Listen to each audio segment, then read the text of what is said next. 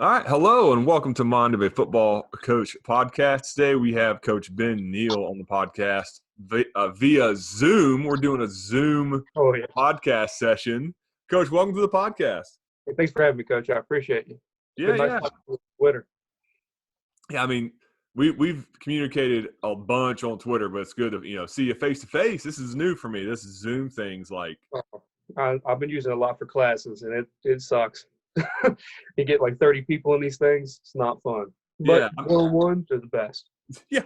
I mean, I've heard that's why when I sent you the one we're doing, it has like a password and stuff. Cause I've heard like horror stories of people like getting crashed. Oh, yeah. Oh, yeah. Yeah, some of my nerdy friends will tell all their other buddies, like, make bots and stuff like that. And we'll have 800 people on a Zoom call, and it'll go. It's wild. It's wild. I'm not lying to you. 800 people. How does that even work? They just make these bots. They're more technically sound than I am. And it's like bot one, bot two is their names, and they just get in the call, and it just overloads it.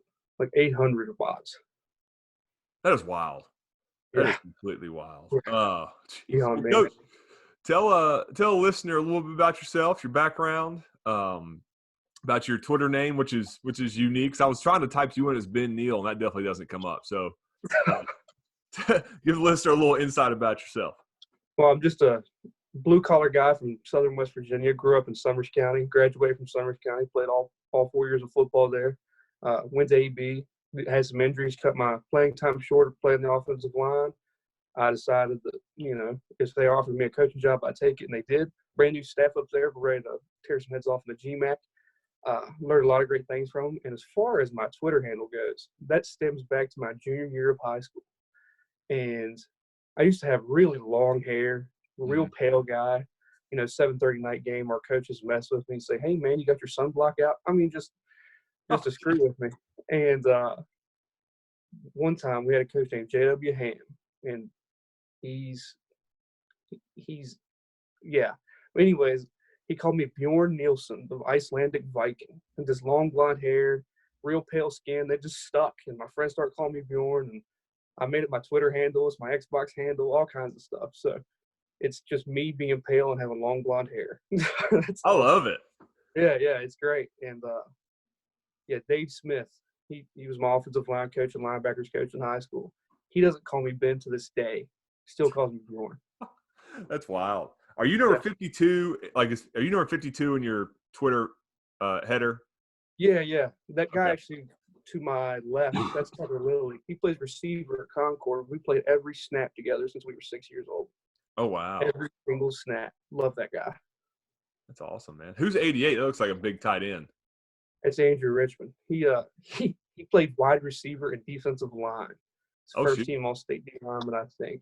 Dog. I think he's in the Army now. I hope he's doing all right. We don't talk much, but no ill feelings, of course. But he was an animal. He made my job at linebacker pretty easy.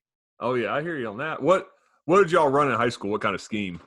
So we actually changed it up a lot. In single-A football, you have a lot of old-school 5-3. Everybody runs a power I. You got to have 8 guys in the box. But we actually switched to a 4-3 my senior year, and that worked out pretty well. So really everything. We ran a 3-4 my freshman year, and that did not work at all. We were not good. We were super young. Mm-hmm. Yeah, but I think the 4-3 is probably our best system. We pitched 4 shutouts in a row in the playoffs. So. Okay.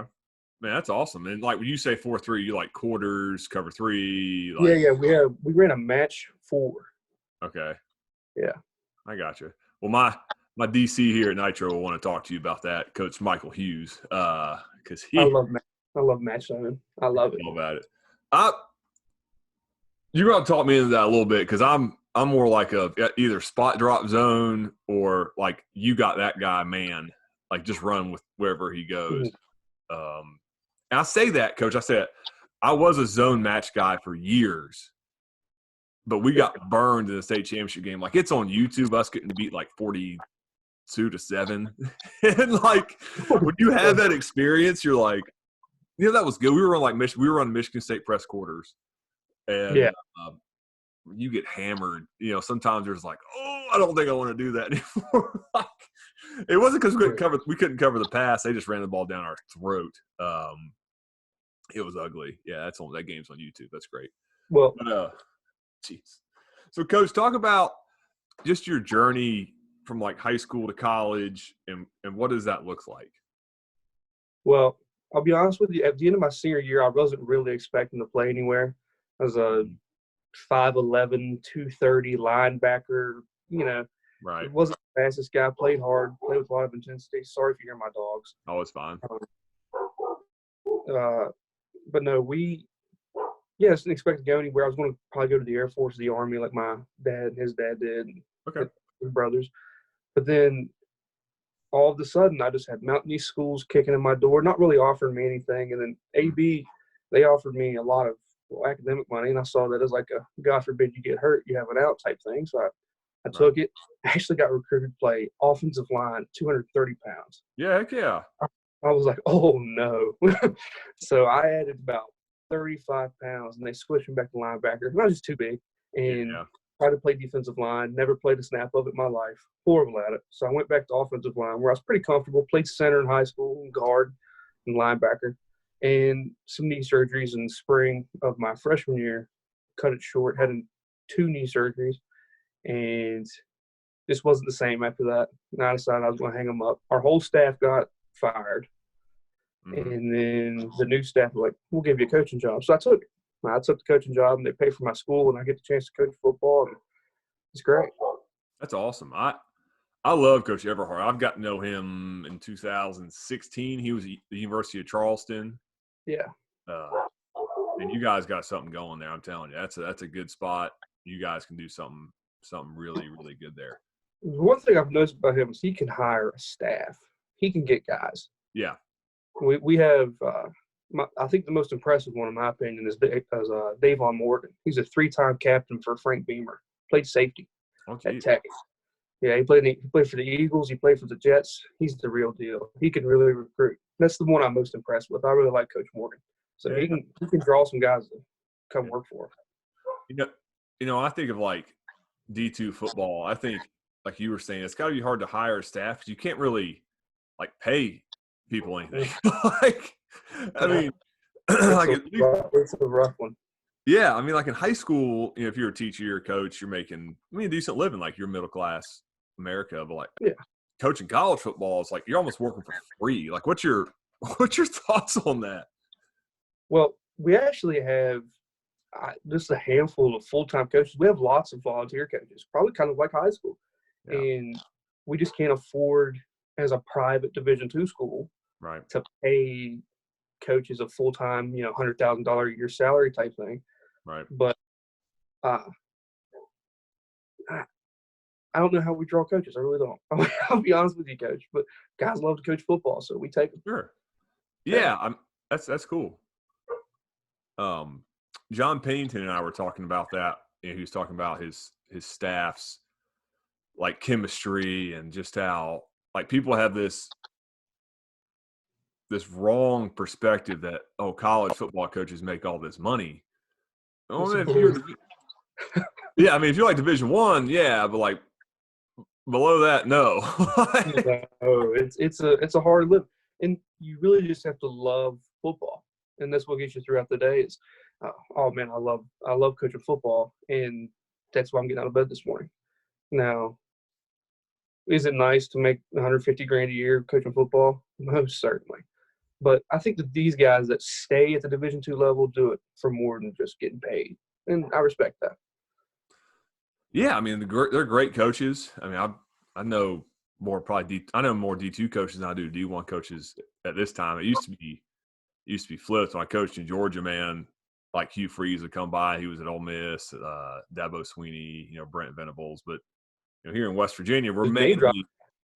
So no, I mean, like I used to, those guys would come in because we had a defensive end that was like a 4-star, like he was the dude. But here in West Virginia, unless you're a select school, like Spring Valley's had some guys, Capital, we're going to get to know the Division II coaches better, and I think they're great guys, great coaches, and you guys work really hard. I really, really admire that. Yeah, we don't have the scouting department and the recruiting coordinators and the video coordinator and your tech guys and your graphics guys. That's all on us. It's on the staff. I think that Coach Brown, Theo Brown, he's a great guy. He does our strength and conditioning, wide receivers. He played at WVU.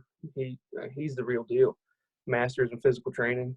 I think he does all of our graphics now. Mm-hmm. On top of coaching wide receivers and, doing our strength and conditioning. Yeah, and it's funny, high school kids don't even know they don't know most of the time. And they, you'll say, hey, AB's coming by, excuse me, or like West Virginia State or like UC, and they'll be like, Coach, I'm D1. And you're like, dude, you're 5'6", 150. You may run like a 4.8. Like, no, you're not. Like, I'm sorry, like, talk about that. Cause like, that's a real thing. Kids think like, I'm D1. You're like, son, like you're like partial scholarship D2 or maybe like walk on D2. But they see all these guys on Twitter, like they're Division I. They don't realize they're like 6'3", 190 and run like a 4.6, like legit 4.6. Yeah. So here's what I always do to recruits to say, "Oh, Coach, I'm D1." I'll go, okay, I understand. You think you're D1. I want you to go Division I. I want the best thing possible for you. But here's the difference between us and D1. Will you get real love? And will you just be a body at practice? Think about that. And usually they'll go, these D1 coaches are just kind of talking to me every now and then. I'll kind of practice dummy. They get there and they don't get all the cool gear that they expect, like the scholarship guys get. Is it really worth it to go and spend your money to play ball at the D1 level whenever at the D2 level we might have a full scholarship waiting for you? You're going to play. You still get a chance to get in front of NFL scouts every now and then. Mm-hmm. Is it really worth it to go ride the pine at a D1 school just to say you did? Yeah, and these guys I think the guys that I've coached have this, initially it's like they don't know how good D2 football is. You know what I'm saying? Like it's still grown men out there playing football. It's really good football. I mean, they're just like an inch short or like 20 pounds too light, or maybe their 40 time was like 0.2 of a second too slow. Those are still really good athletes. And that's why I try to get out to our kids, like, go watch them practice, and you'll be like, they wouldn't know the difference between Division II or Division I. You know what I mean? Like, but the eye test. No, the Division II athletes, we have a wide receiver named Dominic Pagley. He grad transferred somewhere else. I wish the best for him. But he came from Youngstown State. Mm-hmm. He is every bit of a Division I wide receiver. Right. It just didn't work out, or I don't know really what his circumstances were. But, at Glenville State, they have a linebacker that played at Wisconsin. Mm-hmm. And he's a man. Okay? Yeah. Just because he's in Division II doesn't mean he's not a grown man. He'll probably go to the NFL. Right. So, and also, what is the Division II Player of the Year? Is it the Walter Payton Award? I think it's Walter Payton. Yeah. I mean, guys like Walter Payton play Division II football. Yeah. So it's not just guys that were 5'5", 150. Yeah, sure. Yeah, and you get that. Like, I'll get guys talking like, "Oh, if I don't get nothing, I'll go play it," and they'll name some Division II school. I'm like, whoa. Like, dude, you're barely playing for us. Like, I don't know about Division II football. I don't reference any names, Coach. My goodness. I feel like you've had this conversation before with some of your players. No, just a couple. Yeah, and it's man, you don't even like that. You don't even know that you don't know. Does that make sense? Like, they don't even know. Oh yeah, they don't know anything. Yeah, I know that whenever I had a really good perspective from Coach Tanner coming out of high school, because he played at Concord. Mm-hmm. He was like, "Dude, just trust me when I say Division II football has men in it." I said, "Of course." I was like, "Well, of course, yeah. If he says it, it's true." And I went and played Division II football, and I was like, "I'm a child compared to these guys." That's another thing these guys got to realize is they have grown up to do. They are not ready to play college football at 18 years old. If they think they're going to go to a Division II school and start just because, they think they can, they won't. Yeah. Very few guys do that. And at any level. Yeah, you're right. I mean, I played at Liberty for a couple of years, and we always put a couple D2s in my 3 years there at the beginning of the season. And, like, one was Glenville. And, I mean, their defensive line was as good as anybody we played. I mean, legitimately, like, they were as good as anybody we played. Yeah. and they had a bunch of big Samoans, man. They were huge. I was like, where'd these guys Oh, yeah. come from? If you're going to build a defense, I want corners from South Florida, safeties from South Florida, and I want linebackers and D linemen from Hawaii. I want Samoans and guys running through the muck. There you go. That's what I want. That stuff's real too, man. We played against a school from Miami. I was playing high school football in Jacksonville, and God, they could fly. Like, oh my gosh. The Haitian kids that I play college football with are the fastest humans I've ever seen in my life. Yeah. They every bit of run a 4.3, 4.4. Yeah. So, like, how would you recommend, like, as a high school coach? I had this conversation with our guys, excuse me, like every year, and like trying to get them to understand, like, you're not competing just against guys like in the Cardinal Conference for scholarships. You're competing against guys from all over the country for scholarships. Yeah. Like, how, like, what's a like a good way to get guys to try to understand that? To get high school kids to understand Yeah. that? Oh, wow. Well, I think that the best way to get them to understand that is don't mention roster sizes in college football. Mention scholarship players in college football because they're competing for scholarships, and there's a finite number of them. You know, not everybody on the roster has a scholarship. Right. So if you want a scholarship, you not only have to be a dog, okay? Everybody has dogs. You know, these guys are on scholarship too. It's something that we always say as the coaching staff. Oh, that other team we're playing sucks. They're on scholarship too. Mm-hmm. You know what I mean? But those guys that are on scholarship, they get it done everywhere else.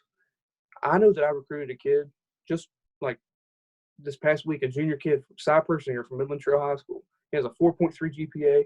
He's 6'2", 270. I don't care how good his film was.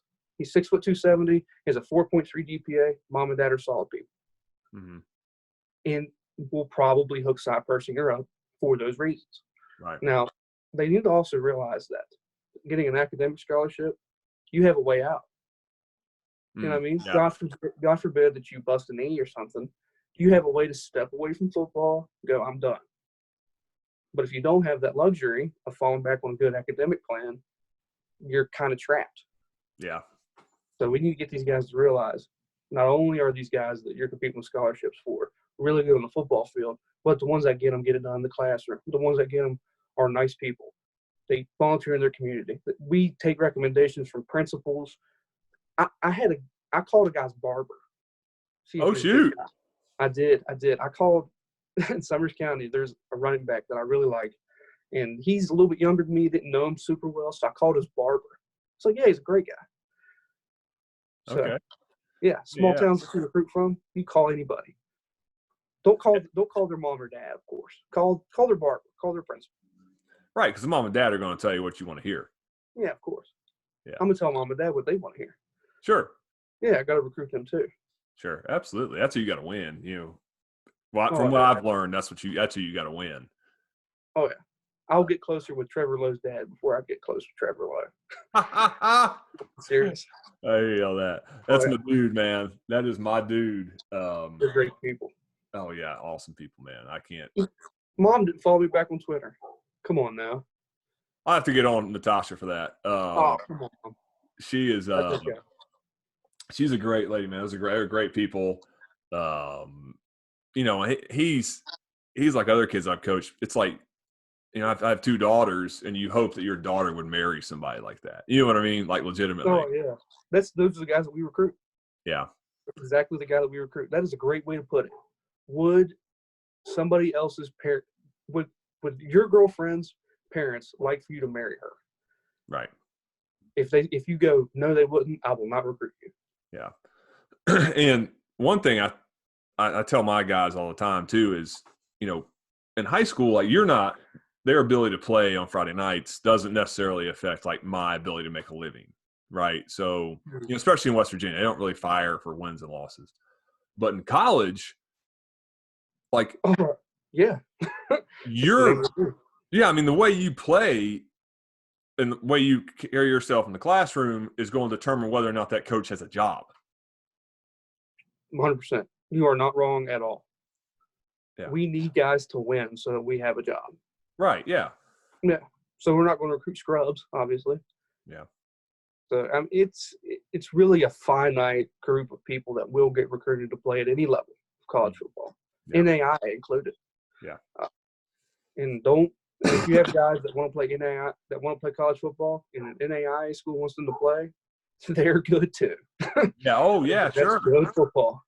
Yeah, and West Virginia is a small place, small towns everywhere. We don't have a town larger than 50,000 people. And I try to tell my guys, like, man, if you want to see who you're really competing against, go to a camp like in Columbus or Charlotte, when this Corona thing's over, and see like you're competing against these guys for scholarships. And then go to their camps, right? Because they're like West Virginia or Marshall, whoever, or ABE, right, or UC or State. Like, go to their camp and see, okay, who are they recruiting, and do I match up? Is that good advice?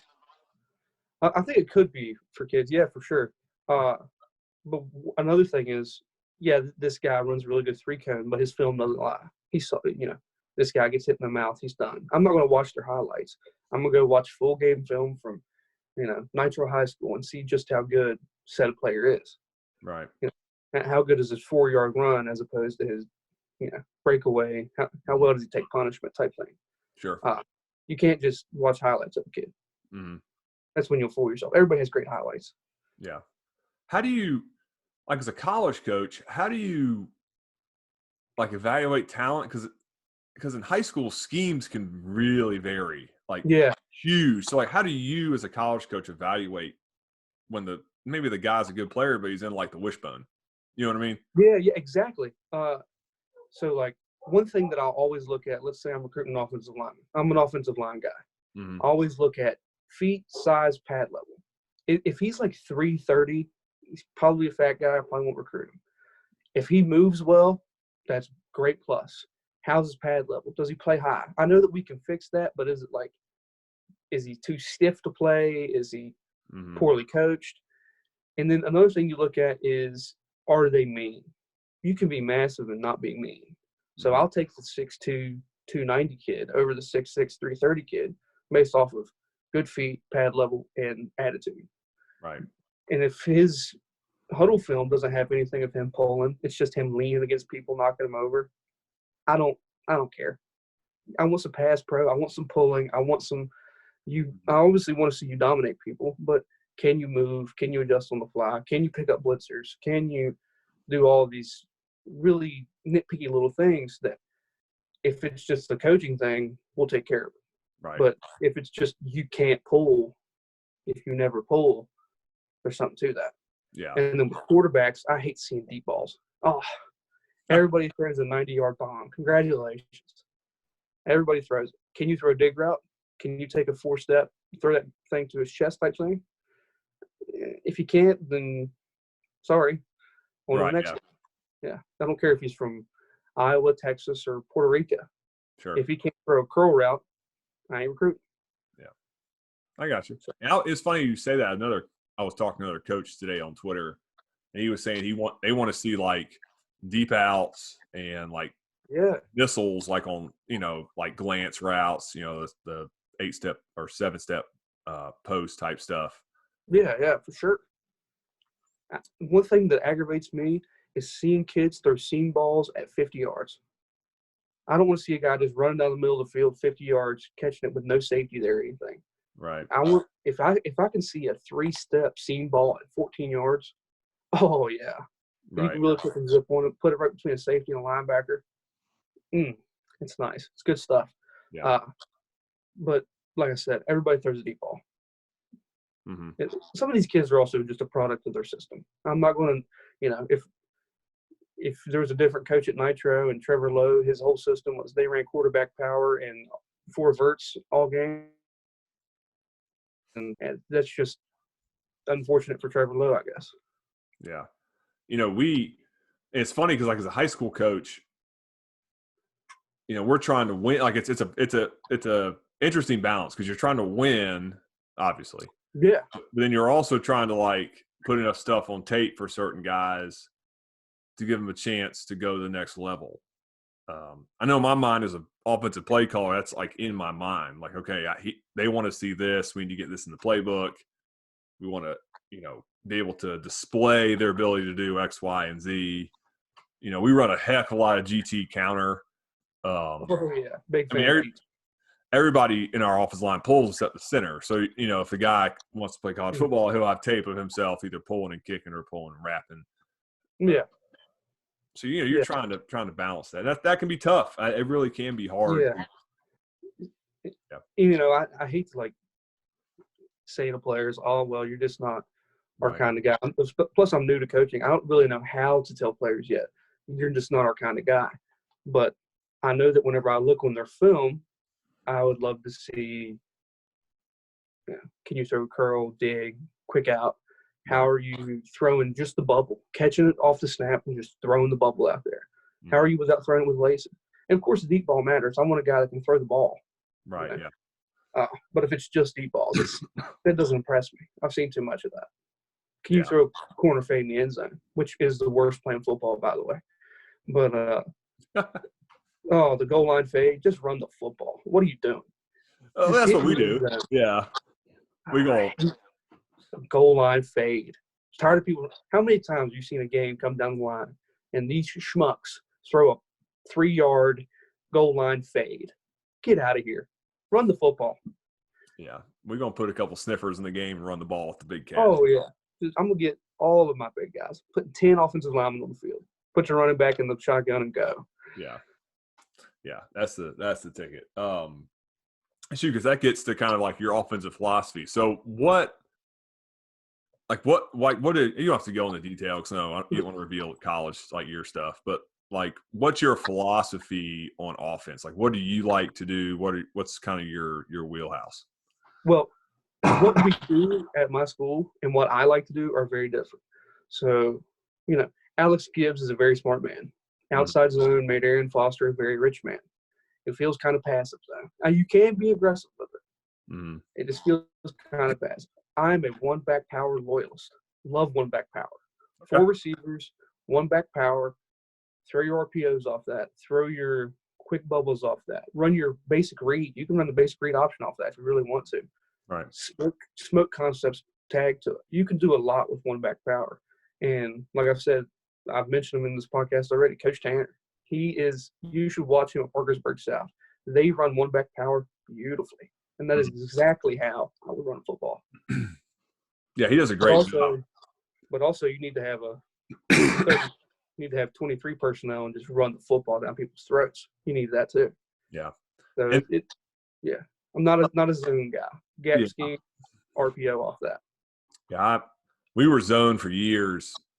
My first really 4 years as a head coach. We got more gap scheme. Now we zone like outside zone, but it's more like either jet or like full sweep action. Yeah. But you're right, man. Gap scheme's where it's at. Down and kick them suckers. Hey, do you have an issue with teaching young offensive linemen gap scheme? No, because we make Is that hard? The rules are so freaking. At the college level, we have the hardest time teaching gap scheme to kids because kids are growing up now in zone schemes. Kids run outside zone, inside zone, and they are introduced to gap scheme plays, and they have no idea what they're doing. Guard center, double the backside backer. They don't understand how that works. Yeah. And if you give them a different front from what you taught them on the board, they'll fall apart. I didn't know if that was an issue that you have at the high school level because I've never coached that level. I've only done college. I would say we don't even teach double. We teach the front side is blocking down. So even if there's a zero on the center, he's not going to block the zero. He's blocking back on the 3 technique or the 4 technique. Even if there's a 5 technique, he's going to work back because he's got the backside A gap. And then we have a puller, depending on what play it is. We're running counter. The guard knows he's pulling and kicking the in-man line. The tackle's going to wrap on the play side linebacker. If it's power, obviously the tackle's going to stay and scoop hinge, protect the B gap, turn out, and then we have a fullback kicking out and the guard's going to wrap. But, yeah, that's kind of how we simplified it. We're telling the front side you're blocking down no matter what. I don't care if it's what front you got. Now, we don't get double teams, but in high school, you don't get a lot of guys that want to cross face. You know what I'm No. saying? Like, so they're just going to run up the dang field. So we're just going to wash them down. Yeah, they just block themselves. I Yeah, noticed that a lot, but I noticed that a lot in college too. Guys, they'll be super aggressive and they'll just run up the field. yeah, And that's great. Thank you very much. yeah. But you mentioned your center. If he's blocking back on a 4 or 5, that's a long, long block. Mm-hmm. So do you teach them to be super aggressive with it? Do you teach them just to pound hinge? You know what I mean? Just 1, 2, hinge it. So he's gonna snap and gain depth with his first step. Yeah. And then his second step's coming with it, and then he'll just match the path of the 4 technique or the 3 technique. Really, it's kind of, man, like, just get in the way, because as long as he doesn't run it down like right now, then the ball's going to go past that point. So, and I know some guys want to double the 0 and work up, but I didn't have it happen to me, but another coaching friend of mine, it's a really good friend. You get the backside like B gap run through while he's trying to double the 0, and your play's done, like it's blown up. So that's all that way. You got to really have a pre-snap understanding, especially your center. He's got to understand this guy that we're doubling to. Does he have the B gap run through? Because let's say in this hypothetical world, you're doubling to a guy stacked on your 0, right? If he gets that B gap run through, he's going to play on Sunday. Okay, he's fast. Mm-hmm. But if he's your outside backer on the opposite side where you're wanting to run power or counter or whatever you want to run, your center has to know, I need to have my eyes up, because 0's right there. Right. You got your hands on him. Yeah. He needs to have his eyes up facing, kind of like a what is it? It's an old school West Coast scat block. Is it what's called? I have no idea. Pass pro. Yeah. There's a lot in my mind with offensive line play.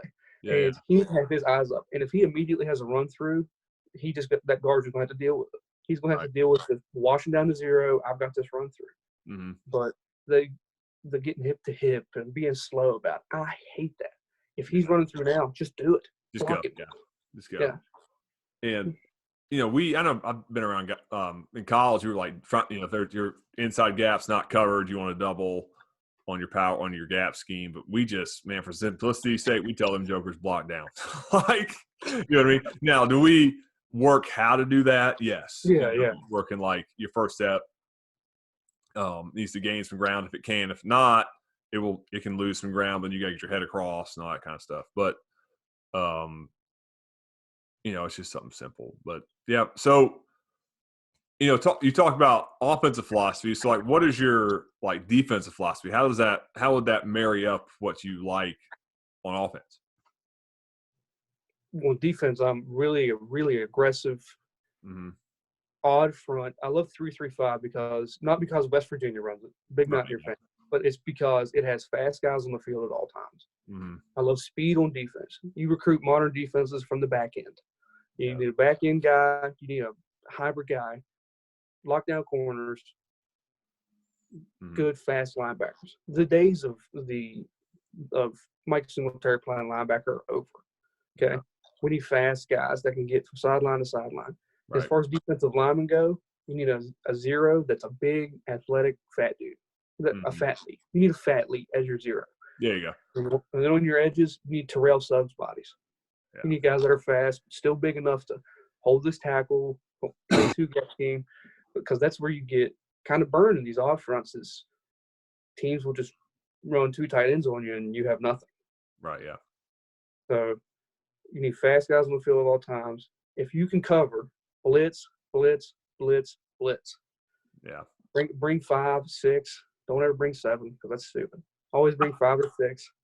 And it's really amazing because on offense, you're wanting timing. On defense, you want to disrupt that timing. So if I can immediately put pressure on the football with a nose guard, snap the ball. Right there. He's on the center. There's immediate pressure on the football. And then I'm bringing heat from somewhere. I'm making the offensive line think.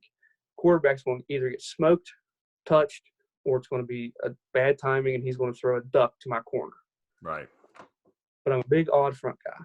But you do face the issue of 2 tight ends and motions and stuff like that. Of course, you game plan for that. Right.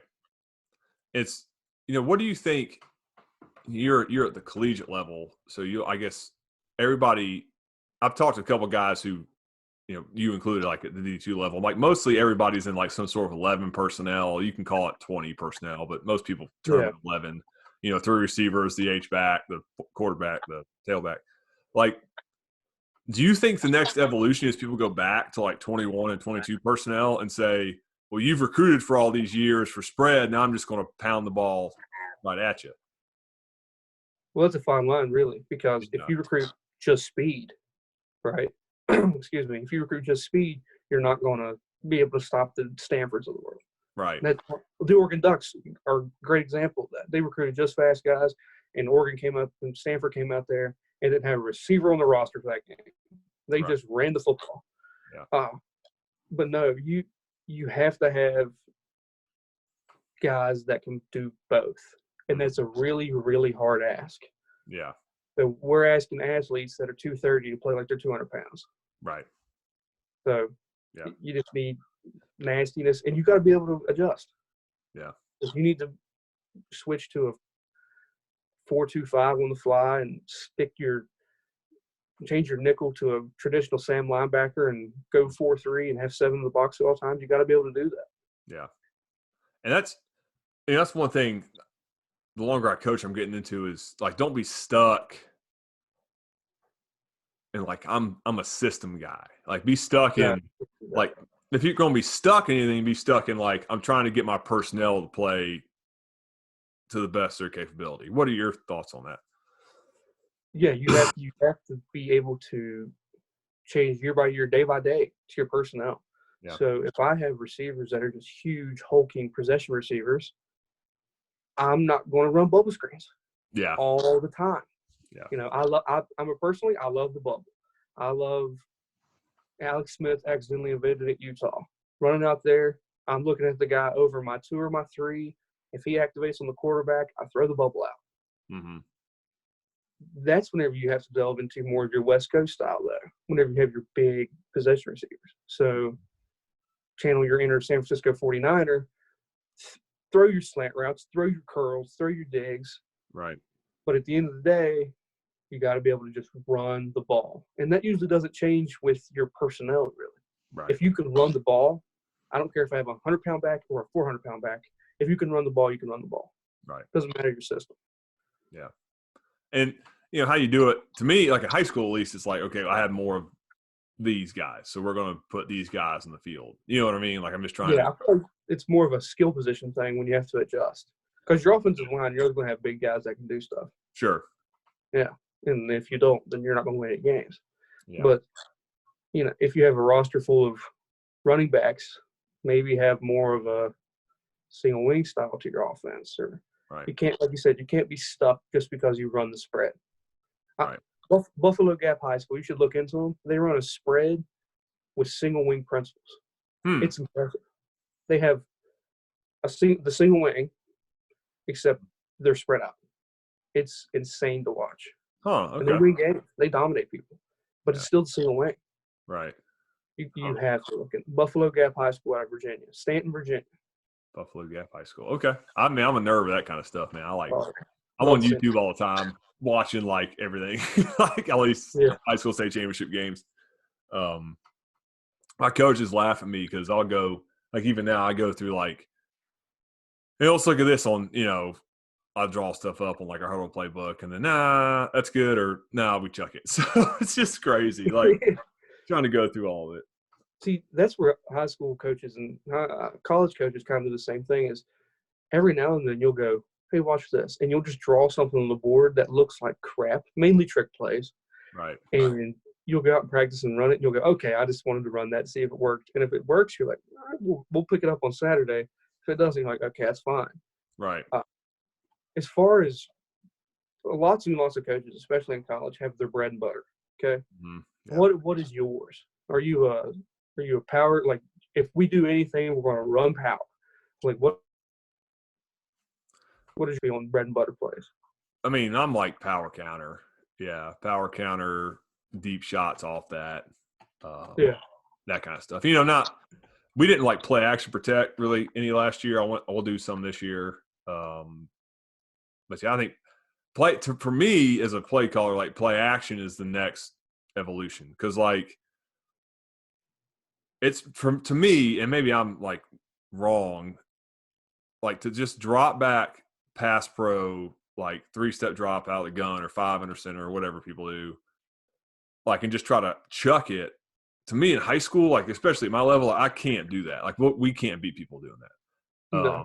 So it's like run the football, play action, some sort of screen, boot action, that kind of. Yeah, you got to roll your pocket a little bit. Yeah, and pass pro, as you know, pass pro is the hardest thing to teach, and yeah, like those air raid guys, especially your tackle spot. Yeah, I mean the air raid guys are good at it, but they can't run the football worth a dang. So it's like, well, I'm not going to do that. Yeah. Well, you sound like you had some beef against some air raid guys. Not a big air raid guy, huh? I have some thoughts I'm just going to keep to myself. But my thing with that at the high school level is, man, like you better have like 5 receivers that are dudes, because if you have or above average. For sure. Because if you only have like 1 or 2, like they're going to lean the coverage, they're going to put their best guy. And then my thing with it too is like, we can talk about RPOs. Like my experience with RPOs is they're great if somebody's playing zone, but when you man us up, it's like they're dead. Like it's over. Like they know there's no conflict. Like you got to run your man beaters. Then that goes back to, if your receivers can't beat man, then your whole offense is sunk, in my opinion. Well, here you mentioned if you could run man, you could beat the RPO. That's true, but I dare you, in the modern age of college football, to run exclusively man against a running quarterback. Because usually RPO systems are designed around a guy who at least has some wheels. Sure, he can run a little bit, Now there is I'll call it the boring RPO, where it's kind of literally just a play action pass based off a pre-snap. That's all it is. Right. But a true RPO guy who's sprinting toward the line of scrimmage, wanting you to commit so he can throw the bubble or throw the little dunk to the tight end right behind you, which I think is what it's going to turn into, a very Bo Wallace at Ole Miss style. Mm-hmm. He was just running to the sideline throwing bubble screens. Gene Chizik and I forgot who's the current head coach at Auburn? Malzahn, Gus Malzahn. He is a prime example of that. Nick Marshall won a national. I think they won a national title with Nick Marshall, or they lost to Florida State maybe. Based off of just running to the sideline, throwing the bubble, throwing the dunk. I'm serious. Yeah.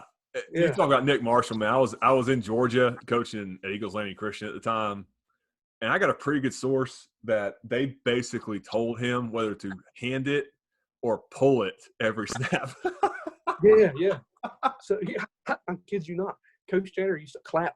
If he clapped, that meant pull it pre-snap. Yeah, sure. I mean, you tell him like what to do on the option read. Yeah, because if your quarterback's not smart enough to run the RPO by himself, you kind of got to hold his hand. Yeah. And it worked for him with Nick Marshall. I guess you have to have elite athletes like that. But you could throw for a lot of yards off of just throwing wounded ducks out to the sideline to somebody that's not covered at all. Yeah. I mean, it's really a numbers game. Yeah, it is. And, I guess every like coach has their things that like that happen to them and they're like, I don't know if I want to do that again. We got beat and like a couple times, and I just felt like we didn't have enough tools in the toolbox. Does that make sense? Like, for sure. Because in high school you're playing guys both ways. Your scheme really isn't that detailed most of the time. Like, I mean, it's detailed what you do well, but you don't have like much like backup answer. And we had to put a ton into the RPO game, but then we played people like, because in high school, like, I think the team with most talent wins like most of the time, because like they just have better dudes. Like we don't get to recruit, so we just play with who's in our hallway. Yeah. And like we would get locked down, and we have like 60 yards of offense. You know what I mean? Like, because there was no conflict, and they'd stop our run with the box, and it was over. So that kind of led us to what we did this past year, which is more like motion, gap scheme, Q run, that kind of stuff. Oh, I'm a big fan of just pre-snap bull crap motion. Yeah. Just motion to motion. Now, lots of coaches hate that. They hate just, send a guy in motion, just emotion them. Right. But if I'm 2x2 and I want to run, let's say, one back power to the left side of the line, right? Mm. And I just send my left slot over to the right side, either you have to send a guy with him. You have to play 3-on-3 out there, or I will kill everything. I will run 3-on-2 out there. I will throw the bubble to the inside guy, and I will force you to have to adjust. Once you bring that guy with my slot guy, I now have numbers on the left side of the line. Right. I'm going to run power all game. Yeah. So it's a numbers game. And like you said, sometimes the other team's just better. Sure. We just have bigger, faster, stronger guys. Yeah. And nothing you can do about that. If a guys get whooped physically, they just, right. Something happens. And then it'll upset you, it'll piss you off, but there's nothing you can do about it. Yeah, and that's not every week. That's not every game. I mean, there's plenty of games that are very competitive.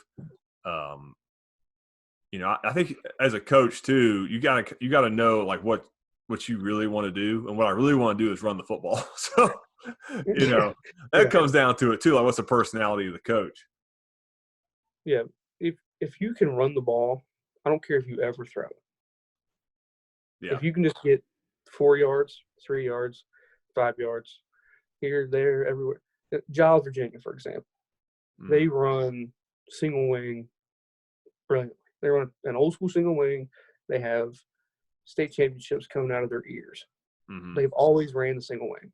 They have their system of what they want to do, and if you want to stop it, you have to bring your lunch pail.